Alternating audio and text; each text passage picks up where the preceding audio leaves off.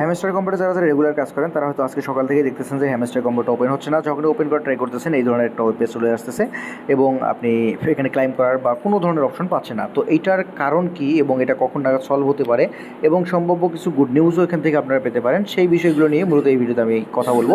তো ভিডিওটা শুরু করার আগে একটা ছোটো রিকোয়েস্ট করবো, আপনি যদি এখন পর্যন্ত বিডি টিপস প্রো ইউটিউব চ্যানেলটিকে সাবস্ক্রাইব না করে থাকেন, চ্যানেলটিকে সাবস্ক্রাইব করে নিন এবং পাশে বেল আইকনটি ইনেবল করে দিন। এছাড়াও ডিসক্রিপশন বক্সের লিঙ্কে দেওয়া আমাদের টেলিগ্রাম চ্যানেলে যুক্ত হয়ে যান, আর্ন উইথ বিটিভি এই টেলিগ্রামে, এবং এইখানে দেওয়া পোস্টগুলো আপনি যদি ফলো করেন তাহলে এখান থেকে ভালো পরিমাণে একটা আর্নিং করতে পারবেন। এবং হ্যামস্টার যে সমস্যাটা ছিল এইটা নিয়ে আমরা সকাল 8:45 একটা আপডেট কিন্তু দিয়ে রেখেছিলাম, সুতরাং আমাদের যারা ইউজার আছে তারা মূলত বুঝতে পারছে যে এটা কেন হচ্ছে।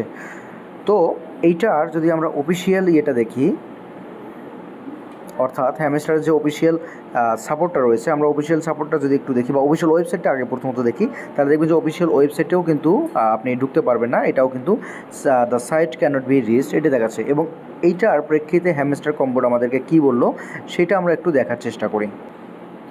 দেখুন, এইটা হ্যামস্টার কম্বোটার অ্যানাউন্সমেন্ট যে টেলিগ্রাম চ্যানেলটা রয়েছে সেইটা, এখানে এনারা বলে দিয়েছে যে hey CEO, we are aware of the issue with the hamster combo app and are working to resolve it as quickly as possible। অর্থাৎ এনারা একটা ইস্যু ফাইন্ড করছে এই হ্যামস্টার কম্বোটা, যেটা আমরা এখন পাচ্ছি, অর্থাৎ ওপেন হচ্ছে না।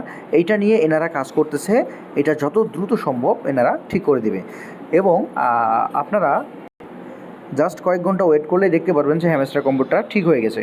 আরেকটা কথা বলি যে এটা স্ক্যাম করবে কিনা এর প্রেক্ষিতে কিছু কথা বলি।